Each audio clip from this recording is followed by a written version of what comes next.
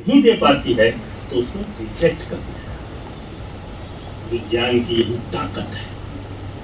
व्यक्तिगत रूप से वैज्ञानिक अंधविश्वासी हो सकता है, व्यक्तिगत रूप से वो हठधर्मी हो सकता है। न्यूटन के बारे में भी सच है। न्यूटन ने अपना बहुत सारा समय बाइबल के अध्ययन में और अल्केमी में न जाने क्या में बर्बाद किया,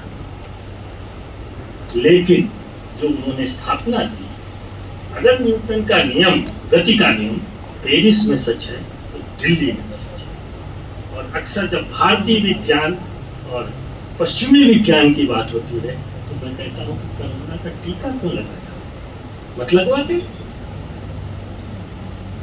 आपके देश में, हमारे देश में अक्सर हम उपलब्धियों की चर्चा करते हैं। अरे भाई, हमारे यहाँ तो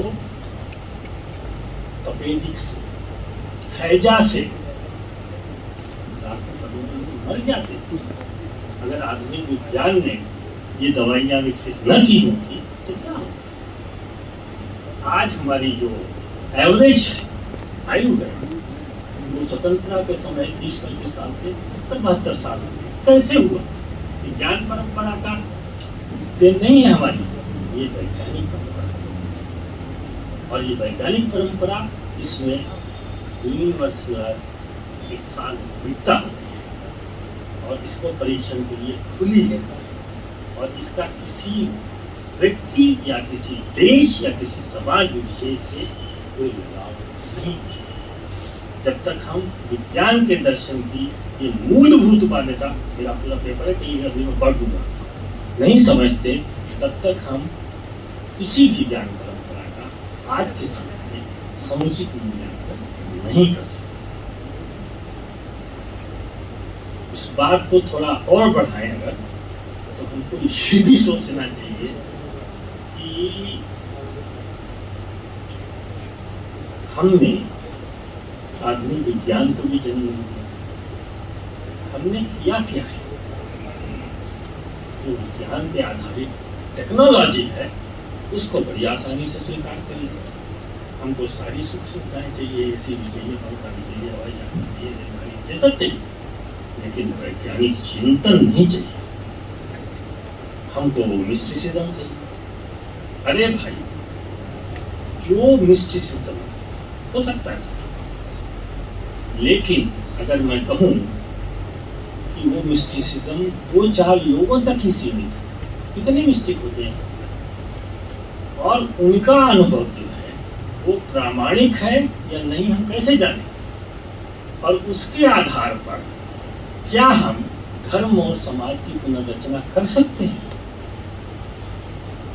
हमारे सारे मिस्टिक, 2 दिन पहले हमारी एक मित्र हैं, वो ही बोल रही थी मेरे लिए मिस्टिसिज्म, तो मैंने यही कहा, उन्होंने माना कि उनका उद्देश्य सोशल चेंज नहीं था, उनका उद्देश्य तो विश्व परमात्मा से या जिसको कॉस्मिक कॉन्शियसनेस है उससे जुड़े।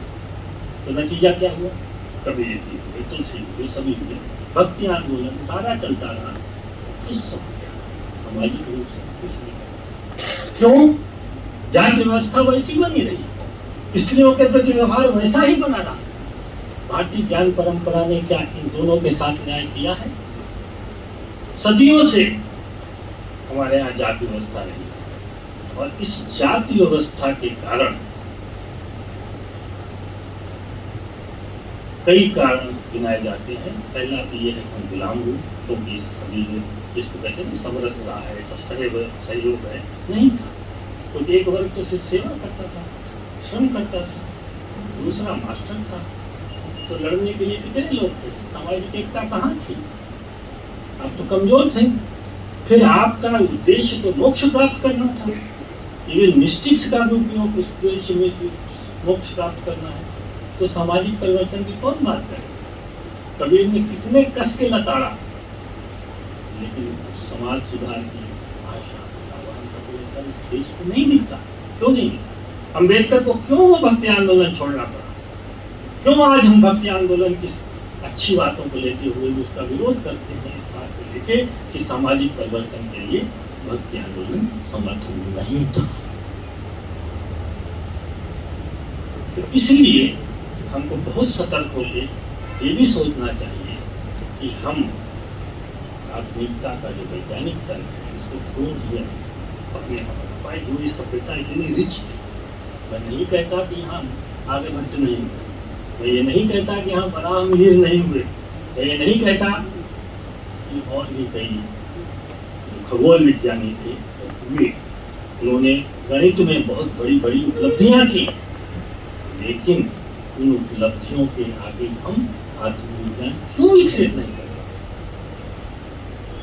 वो शायद वो सारा समय बुद्धिज्म का है, और उसके बाद जो ये आस्था का क्रम चला उसने बुद्धिज्म को तो साफी कर दिया, वो तो ऐतिहासिक बात है, लेकिन हमारा जो बौद्धिक विकास था, जो वैज्ञानिक विकास हो सकता था, वो अवरुद्ध हो गया। और उसकी वजह से इतनी उन्नत सभ्यता हमारे यहाँ खाली नहीं हुआ, चाइना में भी है, अरब में भी है, ये सब सभ्यताएं यूरोपीय सभ्यता से आगे थी, और यहीं से ज्ञान अगर शून्य यहाँ से चलता है तो होते हुए ही यूरोप जाता है, लेकिन वो क्यों नहीं हो सकता है? क्योंकि पहली बात तो ये है कि हमारा सारा दर्शन का जो मेन धारा थी वो बहुत ही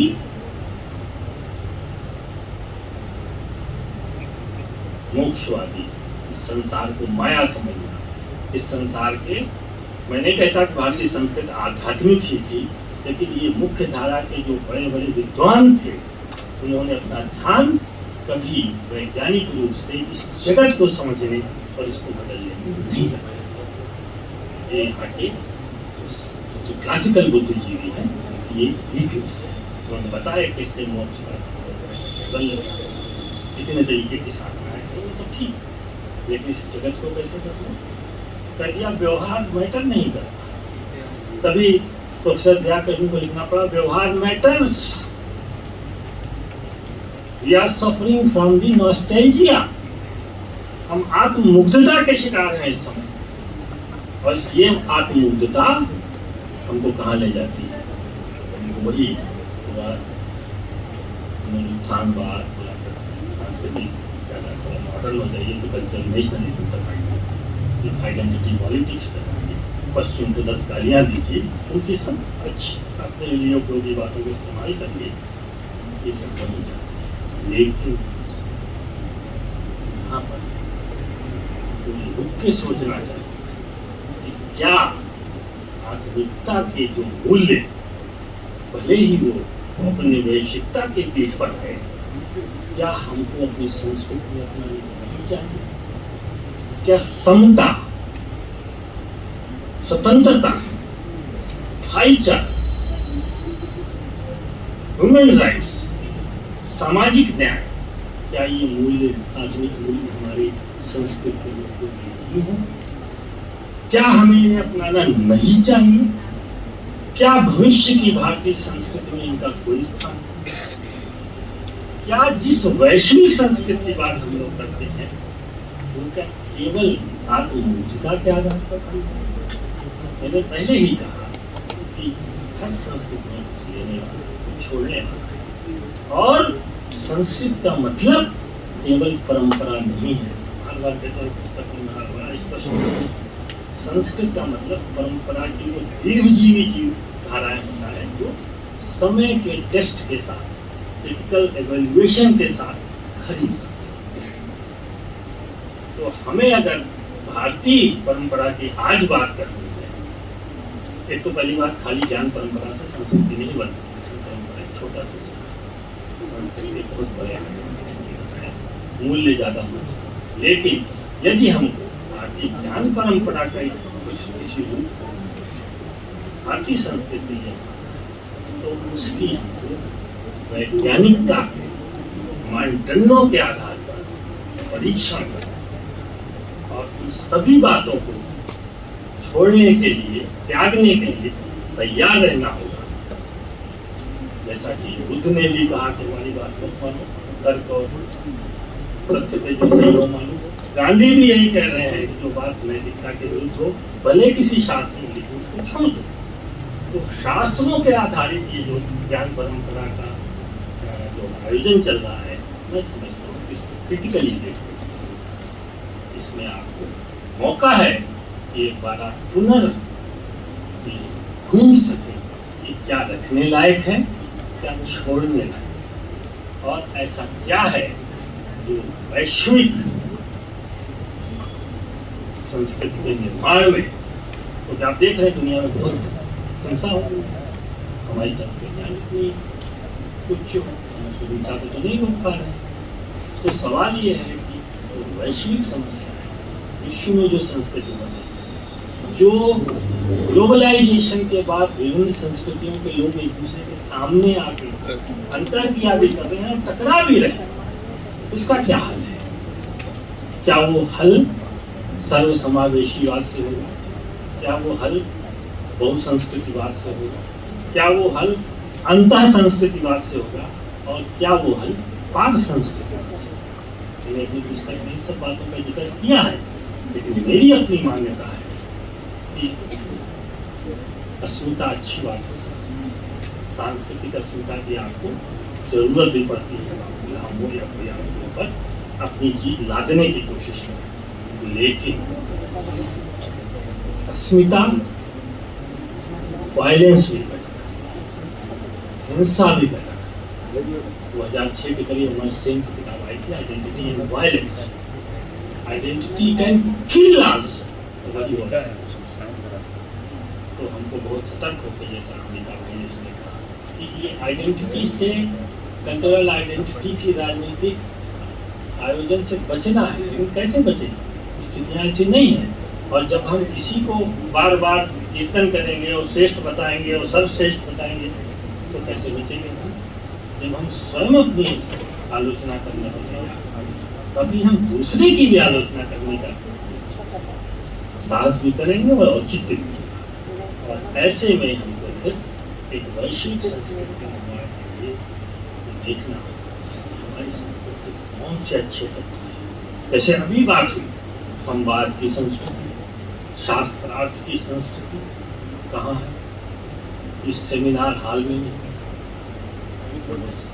इस बात से दुखी था कि हमारे जो पहले फिलॉसफी के सेमिनार थे उसमें बच्चा छोटा सा होता था, डिस्कशन होता था, सवाल किए जाते थे, बोलने वाले को नर्वस हो जाता था कि हम तो क्या बोलेंगे और क्या हमसे जवाब देंगे। भाषण आप दे रहे, सब जगह यही हो गया। तो अगर भाषण देना हमारी संस्कृति है तो फिर ये आयोजन ठीक नहीं है। राजनीतिक नेताओं के लिए ज़्यादा ज्ञान परंपरा का अगर हमारे यहाँ सबसे उज्जवल स्वरूप मैं समझता हूँ वो शास्त्रार्थ है। अमिता भाई बताएंगे 1000 साल तक चलता रहा वेदांतियों और बुद्धिस्टों और न्याय वालों के साथ शास्त्रार्थ से कितनी चीजें निकल के हैं। संवाद हम नहीं कर रहे तो फिर काहे की संस्कृति में बोल पीट रहे? कौन सी संस्कृति? तो हम क्या अपनी संस्कृति को भी समझते हैं? क्या ऐतिहासिक रूप से जो हमारी संस्कृति में 4-5 बड़ी क्रांतियां हुई हैं इसको दिन पर दिन में बड़े अच्छे ढंग से अपनी संस्कृति के 4 अध्याय में बताया है कि वो कोई गहरी नहीं है, पढ़ते हैं और उन परतों से धीरे धीरे सम्मिश्र होकर हमारी एक संस्कृत बनी है और वो भी बराबर परिवर्तित है। संस्कृत को शुद्ध काफी शुद्ध जैसा हजारी प्रसाद जी ने कहा धारणा नहीं है और उस पर बहुत ज़्यादा गर्व और गौरव करने से बहुत बहुत